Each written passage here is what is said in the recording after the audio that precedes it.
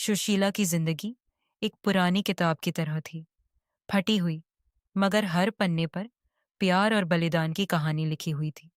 वह एक छोटे से गांव में रहती थी, जहां मिट्टी की दीवारें और फूस की छत उसकी झोपड़ी को मुश्किल से थामे हुए थे।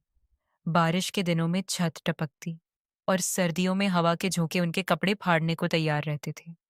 फिर भी सुशीला के चेहरे पर हमेशा एक हल्की मुस्कान रहती थी। उसकी जिंदगी का सहारा था उसका बेटा आर्यन, एक 17 साल का नौजवान जिसकी आंखों में सपने चमकते थे और जिसके हाथ मेहनत से पके हुए थे। सुशीला की जवानी गरीबी में ही बीत गई थी। उसके पति गोपाल एक मजदूर थे जो एक दिन खदान में काम करते हुए हादसे का शिकार हो गए थे। तब आर्यन सिर्फ 5 साल का था। गोपाल के जाने के बाद सुशीला ने मजदूरी शुरू की। कभी खेतों में हल चलाया, कभी दूसरों के घरों में बर्तन मांजे। उसने अपने बेटे को भूखा नहीं सोने दिया, भले ही खुद कई रातें खाली पेट गुजारी हों। आर्यन यह सब देखता और समझता था। उसकी छोटी उम्र में ही एक जिद मन में बैठ गई थी। वह अपनी माँ को यह जिंदगी नहीं जीने देगा। सुबह का सूरज अभी पूरी तरह निकला भी नहीं था कि आर्यन काम पर निकल पड़ता।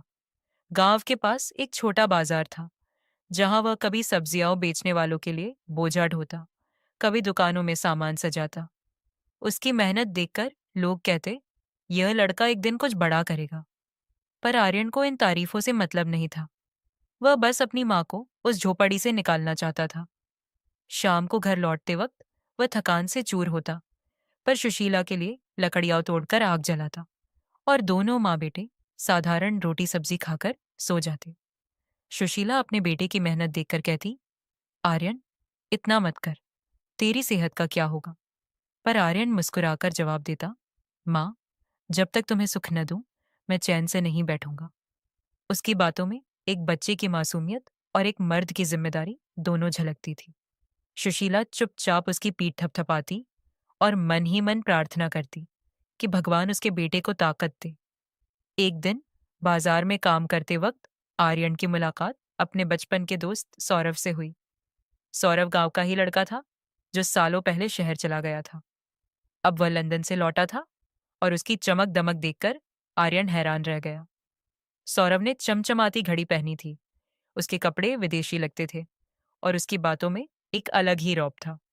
दोनों दोस्त एक चाय की दुकान पर बैठे और पुरानी यादें ताजा करने लगे। क्या हाल है तेरा आर्यन? सौरभ ने पूछा। बस, माँ के साथ जी रहा हूँ, मेहनत कर रहा हूँ कि कुछ बदल सके, आर्यन ने सादगी से कहा। सौरभ हंसा। मेहनत? मेहनत से कुछ नहीं होता भाई, दिमाग लगाना पड़ता है। मैं ट्रेडिंग करता हूँ, शेयर बाजार में पैसा लगाता हूँ। आज मेरे पास लंदन में अपना घर है, गाड़ी है, सब कुछ है। ट्रेडिंग? वो क्या होता है? आर्यन ने उत्सुकता से पूछा। अरे, आसान है। बाजार में पैसा लगाओ, सही वक्त पर निकाल लो। थोड़ा जोखिम है, पर फायदा बड़ा है। तू भी सीख ले, तेरी जिंदगी बदल जाएगी, सौरभ ने आत्मविश्वास से कहा। उस रात आर्यन सो नहीं सका। सौरभ की बातें उसके दिमाग में घूमती रहीं। उसने सोचा, अगर सौरभ ये कर सकता है तो मैं क्यों नहीं। अगले दिन उसने गांव के एक साइबर कैफे में जाकर ट्रेडिंग के बारे में पढ़ना शुरू किया। इंटरनेट पर उसे बहुत कुछ समझ नहीं आया, पर उसने हिम्मत नहीं हारी। उसने अपनी छोटी मोटी बचत से एक पुराना मोबाइल खरीदा और ट्रेडिंग ऐप डाउनलोड किया। शुरुआत में उसे नुकसान हुआ, पर वह रुका नहीं। रात रात जागकर वह चार्ट्स देखता, किताबें पढ़ता और बाजार के उतार चढ़ाव को समझने की कोशिश करता। सुशीला अपने बेटे को इतना परेशान देखकर चिंतित हो उठी। आर्यन, ये क्या कर रहा है? दिन रात इस फोन में घुसा रहता है। माँ, ये मेरा मौका है, बस थोड़ा वक्त दो, आर्यन ने भरोसा दिलाया। और सचमुच कुछ महीनों बाद उसकी मेहनत रंग लाई। एक बड़ी ट्रेड में उसे मोटा मुनाफा हुआ। उसने उस पैसे से पहले अपनी माँ के लिए एक छोटा सा पक्का मकान बनवाया। फिर धीरे धीरे उसका आत्मविश्वास बढ़ा और वह और बड़ी ट्रेड्स करने लगा। साल भर में आर्यन की जिंदगी बदल गई। अब वह गरीब मजदूर का बेटा नहीं, बल्कि एक कामयाब ट्रेडर था। आर्यन की तरक्की की खबर गांव से शहर तक फैल गई। एक दिन उसे एक शादी में बुलाया गया, जहां उसकी मुलाकात मुस्कान से हुई। मुस्कान एक अमीर व्यापारी की बेटी थी, खूबसूरत, हंसमुख और आत्मविश्वासी। उसकी बातों में एक अलग ही ठसक थी। आर्यन को उसकी सादगी और चुलबुलापन पसंद आया। दोनों की बातें बढ़ी, मुलाकातें हुईं और जल्द ही प्यार हो गया। मुस्कान के परिवार को आर्यन की मेहनत और उसकी नई दौलत पसंद आई और शादी तय हो गई। शादी के बाद आर्यन, मुस्कान और सुशीला एक साथ रहने लगे। शुरू में सब ठीक था। मुस्कान सुशीला को माँ जी कहकर बुलाती और उनका सम्मान करती। पर धीरे धीरे उसकी असलियत सामने आने लगी। उसे सुशीला की सादगी और गांव वाली आदतें पसंद नहीं थीं। वह चाहती थी कि आर्यन पूरी तरह उसका हो और सुशीला उनकी जिंदगी से हट जाए। एक शाम मुस्कान ने आर्यन से कहा, मुझे तुम्हारी माँ के साथ नहीं रहना। उनकी हर बात में गांव की बू आती है। तुम्हें चुनना होगा, या तो मैं या तुम्हारी माँ। आर्यन हैरान रह गया। मुस्कान, माँ ने मेरे लिए सब कुछ किया है, मैं उन्हें कैसे छोड़ दूं? तो फिर मुझे छोड़ दो, मुस्कान ने गुस्से में कहा। आर्यन अपने प्यार और माँ के बीच फंस गया। मुस्कान का दबाव बढ़ता गया और एक दिन उसने हार मान ली। उसने सुशीला से कहा, माँ, तुम आश्रम में रहो, मैं तुम्हारा सारा खर्चा उठाऊंगा। सुशीला की आंखों में आंसू आ गए। बेटा, क्या मैं तेरे लिए बोझ बन गई? नहीं माँ, बस थोड़ा वक्त की बात है, आर्यन ने झूठ बोला। सुशीला चुपचाप आश्रम चली गई। उसका दिल टूटा, पर उसने अपने बेटे को कुछ नहीं कहा। वह जानती थी कि प्यार अंधा होता है और आर्यन को अपनी गलती का एहसास खुद होगा। सुशीला के आश्रम जाने के बाद आर्यन और मुस्कान का जीवन बदल गया। मुस्कान ने घर को अपने हिसाब से सजाया। महंगे सोफे, चमचमाते झाड़ फानूस और विदेशी पेंटिंग्स। आर्यन को यह सब थोड़ा अटपटा लगता, पर वह मुस्कान को खुश देखकर चुप रहता। उसकी दुनिया अब ट्रेडिंग और मुस्कान के इर्द गिर्द सिमट गई थी। लेकिन एक दिन कुछ ऐसा हुआ जिसने उसके पैरों तले की जमीन खिसका दी। सौरभ फिर से भारत आया था। इस बार वह अकेला नहीं था। उसके साथ एक शख्स था जिसका नाम विजय था। विजय एक शातिर कारोबारी था जो सौरभ का पार्टनर था। दोनों ने आर्यन को अपने नए प्रोजेक्ट में शामिल होने का न्योता दिया। यह एक बड़ा मौका है आर्यन, क्रिप्टो करेंसी में इन्वेस्ट करो। मैंने इसी से लंदन में अपनी औकात बनाई, सौरभ ने कहा। आर्यन को उसकी बातों में फिर से वही चमक दिखी जो उसे ट्रेडिंग की राह पर लाई थी। उसने अपनी आधी कमाई इस नए वेंचर में लगा दी। लेकिन कुछ हफ्तों बाद खबर आई कि विजय ने सौरभ और आर्यन दोनों को धोखा दे दिया। वह सारा पैसा लेकर भाग गया। सौरभ ने आर्यन को फोन किया, मुझे माफ कर यार, मैं भी फंस गया था। विजय ने मुझे ब्लैकमेल किया था। मेरी दौलत का आधा हिस्सा तो उसी की देन था। आर्यन को गुस्सा आया। उसने सौरभ से पूछा, क्या ब्लैकमेल? सौरभ ने हिचकिचाते हुए बताया कि उसने लंदन में गैर कानूनी सट्टेबाजी का धंधा शुरू किया था और विजय के पास इसके सबूत थे। यह सुनकर आर्यन का भरोसा टूट गया। जिस दोस्त ने उसे प्रेरणा दी वह खुद एक ढोंगी निकला। उसने अपनी मेहनत का आधा पैसा खो दिया। मुस्कान को जब यह पता चला तो उसका व्यवहार बदल गया। वह चिल्लाई, तुम्हें अक्ल नहीं है? अब हमारा क्या होगा? आर्यन ने उसे समझाने की कोशिश की, पर मुस्कान का गुस्सा ठंडा नहीं हुआ। यहीं से उसके मन में एक साजिश पनपने लगी। दूसरी ओर सुशीला आश्रम में अपनी नई जिंदगी शुरू कर चुकी थी। शुरुआत में उसे अकेलापन सता था। वह रात को चुपचाप रोती और अपने बेटे की याद में तड़पती। लेकिन आश्रम में उसकी मुलाकात एक औरत से हुई जिसका नाम था राधा। राधा करीब 50 साल की थी, पर उसकी आंखों में एक अजीब सी चमक थी। वह आश्रम में सबकी देखभाल करती, पर अपने बारे में कभी कुछ नहीं बताती। लोग उसे आश्रम की रानी कहते थे, क्योंकि उसकी बातों में एक ठहराव और समझदारी थी। एक दिन सुशीला और राधा साथ बैठकर चाय पी रही थीं। राधा ने पूछा, तुम यहाँ क्यों आई बहन? सुशीला ने अपनी कहानी सुनाई, गरीबी, मेहनत और बेटे का उसे छोड़ना। राधा चुपचाप सुनती रही, फिर बोली, मैं भी एक माँ हूं। मेरा बेटा मुझे छोड़कर चला गया, पर वजह अलग थी। मैं एक जमींदार की बेटी थी। मेरे पति ने मेरे भाई को मार डाला और सारी जायदाद हड़प ली। मैंने अपने बेटे को बचाने के लिए उसे दूर भेज दिया। आज तक नहीं जानती कि वह जिंदा है या नहीं। सुशीला को राधा की कहानी सुनकर अपने दर्द में थोड़ी राहत मिली। दोनों में दोस्ती हो गई। राधा ने सुशीला को आश्रम के बच्चों को पढ़ाना शुरू करने की सलाह दी। सुशीला को इसमें सुकून मिला। वह बच्चों को कहानियां सुनाती, उन्हें लिखना पढ़ना सिखाती। धीरे धीरे वह आश्रम में सबकी प्रिय बन गई। उसने सोचा, शायद यह मेरा नया घर है। उधर आर्यन के गांव में उसकी बचपन की दोस्त रेखा कुछ अलग कर रही थी। रेखा एक साधारण लड़की थी जो आर्यन के साथ मिट्टी में खेला करती थी। जब आर्यन ट्रेडिंग में व्यस्त हो गया तो रेखा गांव में ही रह गई। उसने देखा कि गांव के लोग अभी भी गरीबी में जी रहे हैं। न बिजली, न पानी, न स्कूल। उसने ठान लिया कि वह गांव को बदलेगी। उसने अपनी छोटी बचत से एक सिलाई मशीन खरीदी और महिलाओं को सिलाई सिखाना शुरू किया। उसका सपना था कि गांव की औरतें आत्मनिर्भर बने। रेखा ने आर्यन को एक चिट्ठी लिखी। आर्यन, तू शहर में बड़ा आदमी बन गया, पर अपने गांव को मत भूल। यहां कुछ मदद भेज दे। आर्यन ने चिट्ठी पढ़ी, पर उस वक्त वह मुस्कान और ट्रेडिंग के नुकसान में उलझा था। उसने सोचा, बाद में देखूंगा। रेखा को उसका जवाब नहीं मिला, पर वह हारी नहीं। उसने गांव के सरपंच से बात की और एक छोटा सिलाई केंद्र खोला। धीरे धीरे उसकी मेहनत रंग लाई और गांव की औरतें अपने पैरों पर खड़ी होने लगी। मुस्कान ने आर्यन के नुकसान को अपना मौका समझा। उसकी मुलाकात आयुष से हुई, एक चालाक और आकर्षक शख्स जो मुस्कान के पिता का पुराना कर्मचारी था। आयुष ने मुस्कान को बहलाया। आर्यन, अब कुछ नहीं बचा। मेरे साथ चलो, मेरे पास एक प्लान है। मुस्कान ने उसकी बात मान ली। दोनों ने मिलकर आर्यन के बैंक खाते से सारा पैसा निकाला, घर के गहने चुराए और एक रात चुपचाप भाग गए। सुबह जब आर्यन जागा तो घर खाली था। टेबल पर एक चिट्ठी पड़ी थी जिसमें लिखा था, मुझे माफ करना आर्यन, मैं यह जिंदगी नहीं जी सकती। आर्यन का सब कुछ चला गया। वह सड़क पर आ गया। उसने सौरभ को फोन किया, पर सौरभ ने कहा, मेरे पास खुद कुछ नहीं बचा। आर्यन अकेला पड़ गया। उसे अपनी माँ की याद आई। उसने सोचा, मैंने माँ को क्यों छोड़ा? वह मेरे लिए सब कुछ थी। आर्यन सड़क पर था। उसकी जिंदगी की सारी चमक एक झटके में मिट्टी में मिल गई थी। मुस्कान और आयुष के भागने के बाद वह सौरभ को ढूंढने निकला।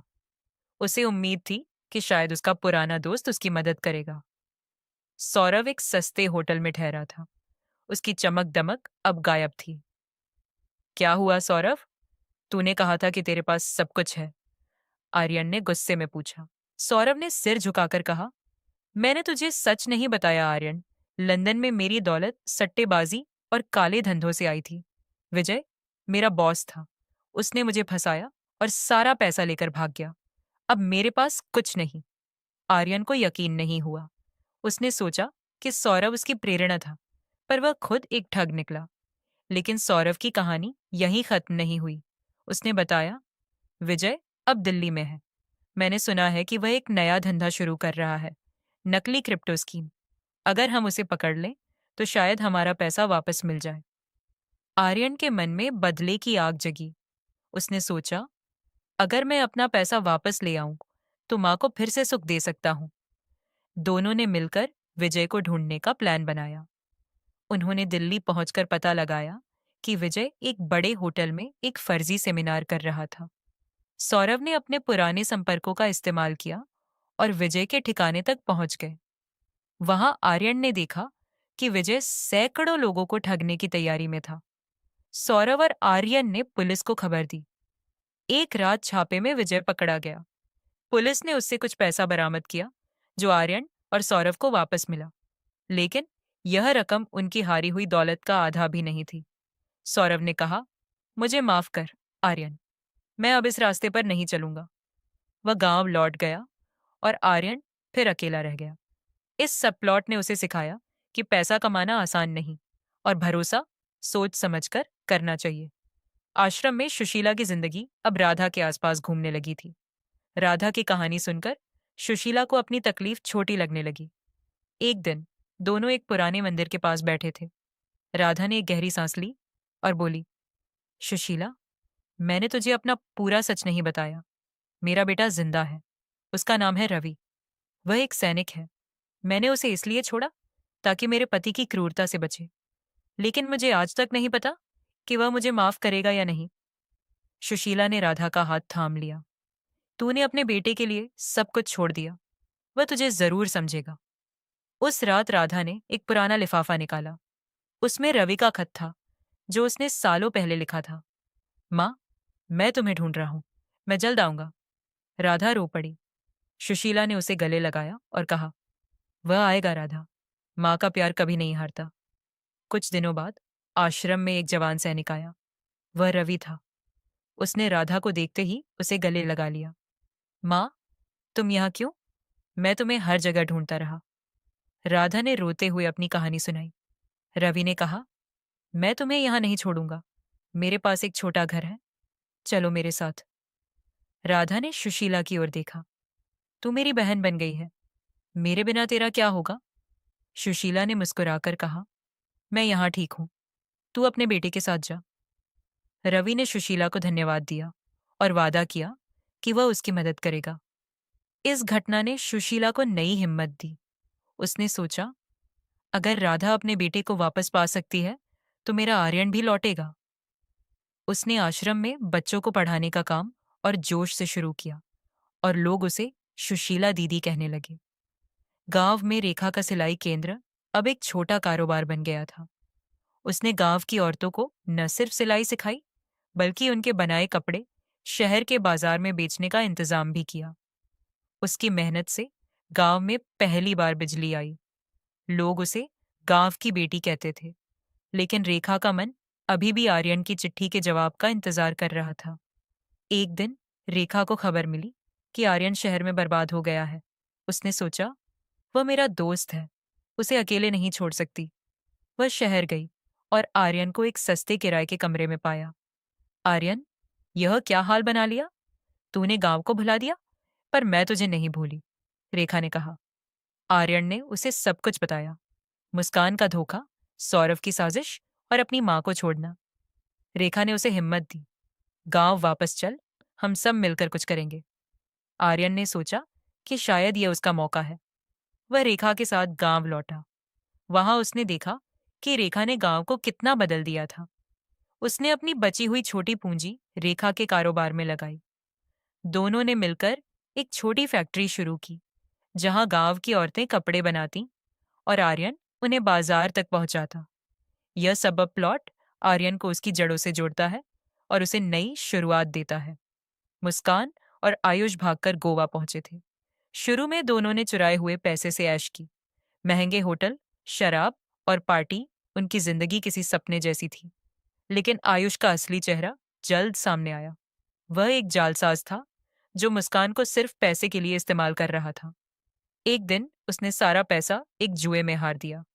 मुस्कान ने गुस्से में उसे झगड़ा किया। आयुष ने उसे थप्पड़ मारा और कहा, तू मेरे लिए अब बेकार है। वह उसे छोड़कर भाग गया। मुस्कान अकेली रह गई। उसके पास न पैसा था, न ठिकाना।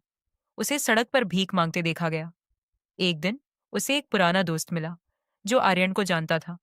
उसने मुस्कान को बताया, आर्यन अब गांव में है।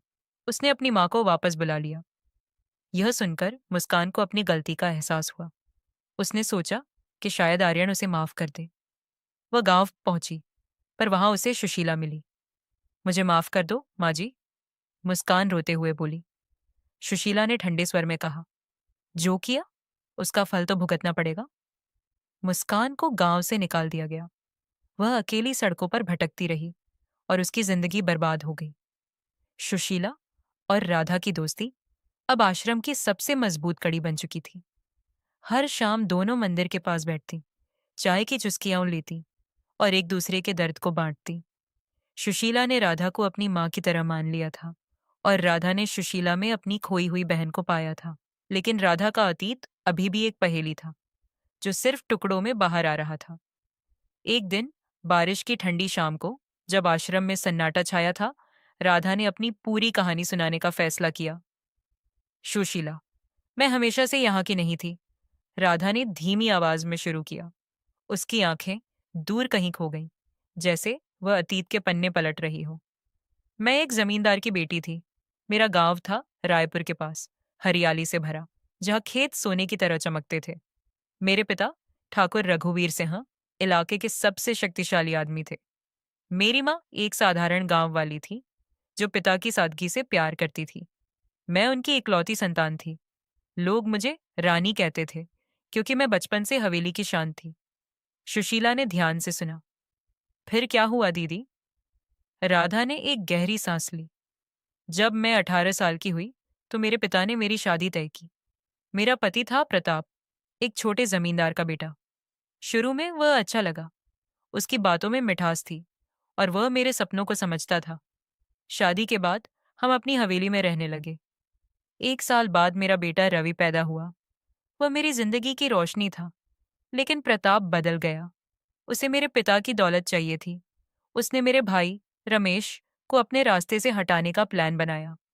राधा की आवाज कांपने लगी। एक रात प्रताप ने रमेश को जंगल में बुलाया। उसने कहा कि कोई जमीन का सौदा है, लेकिन वहां उसने अपने गुंडों से रमेश की हत्या करवा दी। मुझे बाद में पता चला कि यह सब मेरे पिता की जायदाद हड़पने के लिए था। जब पिता को यह बात पता चली, तो उनका दिल टूट गया। वह बीमार पड़ गए और कुछ महीनों में चल बसे। प्रताप ने सारी जायदाद अपने नाम कर ली। मैं उसकी असलियत समझ चुकी थी, पर मेरे पास कोई रास्ता नहीं था। सुशीला की आंखों में आंसू आ गए। तूने अपने बेटे को कैसे बचाया? रवि तब 6 साल का था, राधा ने कहा। प्रताप उसे भी अपने रास्ते से हटाना चाहता था। उसने उसे सैनिक स्कूल भेजने का बहाना बनाया, पर मुझे शक था कि वह उसे मार डालेगा। एक रात मैंने अपनी माँ का सोने का हार बेचा और रवि को अपने एक पुराने नौकर मंगल के साथ शहर भेज दिया। मंगल ने उसे एक अनाथालय में छोड़ा, ताकि प्रताप को उसका पता न चले। मैंने रवि को एक चिट्ठी दी, माँ तुम्हें ढूंढेगी। फिर मैं हवेली से भाग आई। राधा की आंखों से आंसू बहने लगे। मैंने सुना कि प्रताप ने मुझे पागल घोषित कर दिया और हवेली पर कब्जा कर लिया। मैं सालों तक भटकती रही, कभी मंदिरों में, कभी सड़कों पर। फिर यह आश्रम मेरा ठिकाना बन गया। मुझे नहीं पता था कि रवि जिंदा है या नहीं, पर मैं हर दिन उसकी सलामती की दुआ मांगती थी। सुशीला ने राधा का हाथ थाम लिया। तू बहुत बहादुर है दीदी। तेरा बेटा तुझे मिल गया। ये भगवान का इंसाफ है। राधा ने मुस्कुराकर कहा। शायद, पर मुझे अभी भी लगता है कि मैंने उसे अकेला छोड़कर गलती की। राधा की कहानी सुनकर सुशीला को अपनी जिंदगी छोटी लगने लगी। उसने सोचा, मैंने तो बस अपने बेटे को खोया है, पर राधा ने सब कुछ गंवाया। अपना घर, अपना परिवार, अपनी पहचान। उस दिन से सुशीला ने राधा को और करीब से समझा। दोनों ने मिलकर आश्रम में एक नई शुरुआत की। राधा बच्चों को गीत सिखाती और सुशीला उन्हें कहानियां सुनाती। आश्रम के बच्चे अब उन्हें रानी माँ और सुशीला दीदी कहते थे। एक दिन रवि आश्रम लौटा। वह अपनी माँ को लेने आया था। माँ, मैंने एक छोटा घर लिया है, तुम मेरे साथ चलो, उसने कहा। राधा ने सुशीला की ओर देखा। मैं तुझे छोड़कर कैसे जाऊं? सुशीला ने कहा। दीदी, तेरा बेटा तेरा हक है। जा, उसे प्यार दे, लेकिन मुझसे मिलने आना। रवि ने सुशीला को सलाम किया। आपने मेरी माँ को संभाला, इसके लिए मैं आपका कर्जदार हूं। अगर आपको कभी जरूरत पड़ी तो मुझे बुला लेना। राधा चली गई, पर उसने सुशीला को एक पुरानी डायरी दी। ये मेरे अतीत की यादें हैं, इसे रख ले, शायद तुझे इसमें कुछ सीख मिले। सुशीला ने डायरी पढ़ी। उसमें राधा के संघर्ष, उसके प्यार और उसकी हिम्मत की कहानी थी। एक पन्ने पर लिखा था, माँ का प्यार कभी नहीं मरता, वह अपने बच्चे के लिए कुछ भी कर सकती है। यह पढ़कर सुशीला को अपने बेटे की याद आई। उसने सोचा, आर्यन, तू कहाँ है? क्या तुझे अपनी माँ की याद नहीं आती?